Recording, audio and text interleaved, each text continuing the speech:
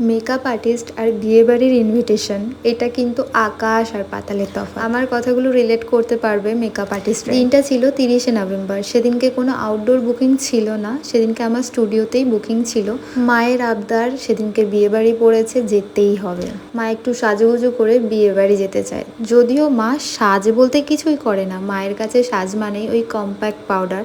যদিও মা সেটাকে ফেস পাউডার বলে, আগে আমরা যখন ছোট ছিলাম সেটাকে কিন্তু ফেস পাউডারই বলতাম। যাই হোক, মার কাছে মেকআপ মানে যেটা বলছিলাম ফেস পাউডার। ওই ফেস পাউডার একটুখানি লাগিয়ে নেওয়া আর একটু কাজল দিয়ে আইব্রো করে নেওয়া, এইটুকু, আর লিপস্টিক আর টিপ, এটা ছাড়া মায়ের কাছে মেকআপ বলে আর কিছুই নেই। তবুও ভালো লাগে বিয়েবাড়ি যেতে। আমিও ভাবলাম কাজ তো সেদিনকে কম ছিল, তো চলো যাওয়াই যাক। সেই বিয়েবাড়ি যাওয়ার জন্যই একটু তড়িঘড়ি রেডি হয়ে নেওয়া। আজকে যে শাড়িটা পরেছি, তোমরা এই শাড়ির সাথে দুর্গাপুজোর একটা লুক দেখেছিলে। যেহেতু ব্যাক টু ব্যাক কাজ চলছিল, হাতের কাছে এই শাড়িটা পেয়ে এটাই পরে গেছিলাম। আর অন্য কোনো শাড়ি খোঁজার মতন সময় অন্তত আমার ছিল না। যাই হোক, আজকের লুকটা কেমন লাগলো তোমাদের জানিও কিন্তু কমেন্টে।